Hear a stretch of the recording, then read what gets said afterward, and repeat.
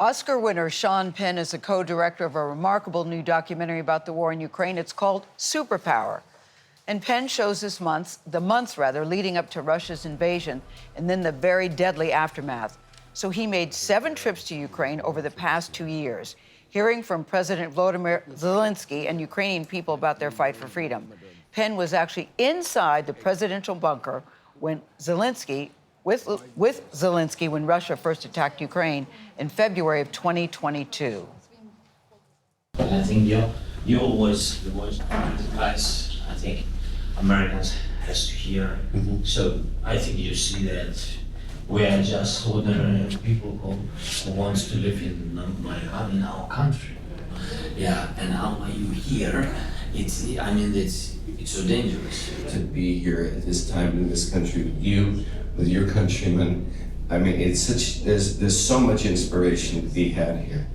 It's not in our country like in other countries because we had it in 2014. I mean that there is some, how do you say, experience. Yeah, because we have such not good experience, but people began there in the lines. They're staying in the lines. They want to take weapons and to do all they can with the weapon.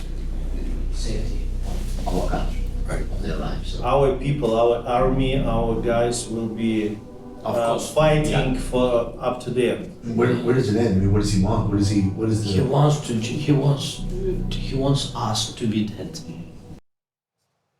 He wants us to be dead. Superpower is a See It Now Studios release on Paramount Plus, which, as you know, is part of the same company as CBS, and we're very delighted to tell you that Sean Penn is here in the studio. Welcome to you, Sean Penn. Welcome. Thank you. I mean, it was so interesting to me. I didn't realize you had gone in November of 2021, and you had talked to the Ukrainian people, and then you were there the day that the war broke out, and he still honored the commitment to do an interview with you. Yeah.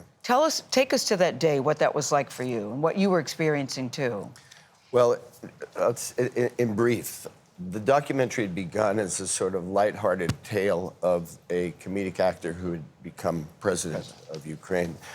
We had all heard about the controversial phone call with our then president, Donald Trump.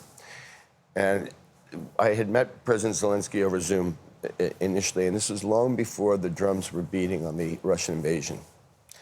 And then COVID happened, and that delayed our start. And by the time we got there, things were building up quite a bit, November 2021. Then also something had come up that made it impossible to meet with the president.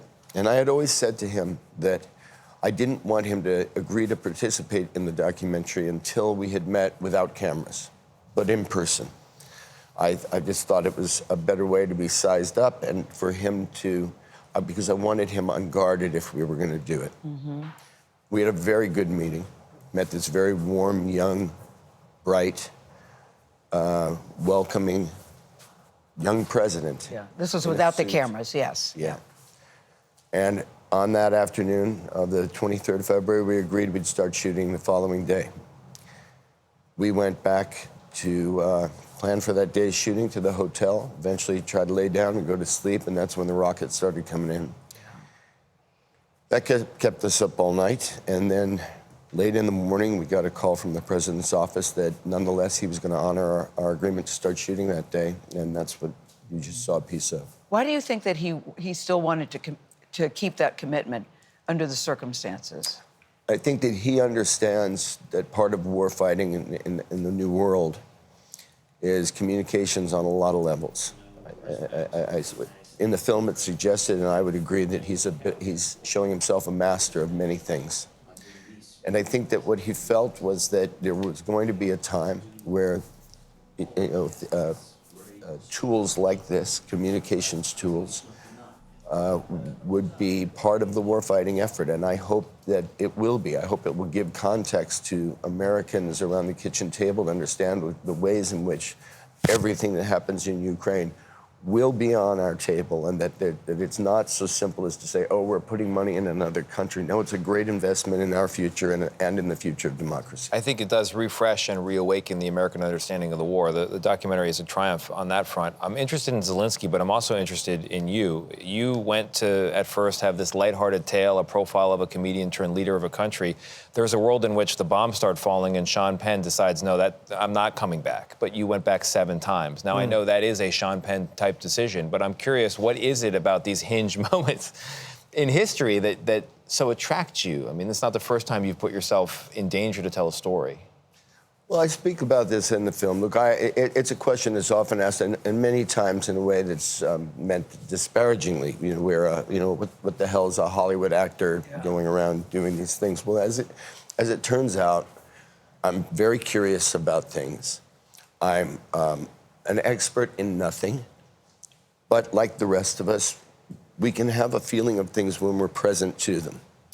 I have the luxury of being able to travel at will at most times, and I have a famous face that gets me access to people and places that I otherwise would not. And so then you get to a place like this, and despite the heartbreaking threat to people and the death and the destruction, there was something about finally feeling community, finally feeling the unity that we were promised in this country. Because there is no democracy without unity. Yeah. There's no democracy without disagreement. And there's no democracy when disagreement has to be made uncivil. Yeah. And what you have in Ukraine is the most civil democracy, the tightest community, the greatest unity of any place I've ever felt in the world. And it's a direct representation of the best of the aspiration that we call our democracy. And we know it's only ever been at best an aspiration. A lot of people have been left behind. But we got to keep believing in that aspiration.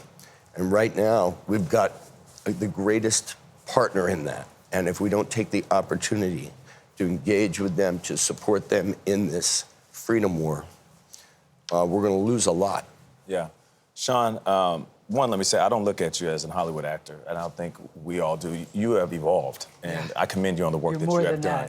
You are more than a Hollywood actor, and thank you for that, for your contributions. Volodymyr Zelenskyy, you met him when you were trying to do this profile on him. He has also evolved into a leader, to a representation of strength for the Ukrainian people.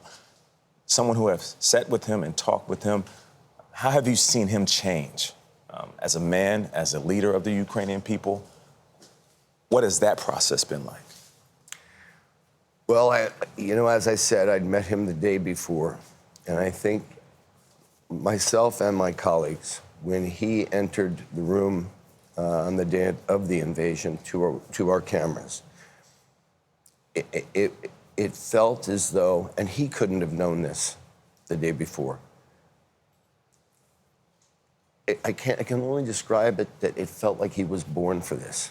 That he was born to, and it was a seamless rise. It was a different person, cellularly, than the one I'd met the day before. And he had and has, as the Ukrainian people do, just complete resolve. Yeah, and it shows the Ukrainian people, too, because you talk to them, are you guys ready? And they weren't so sure about him.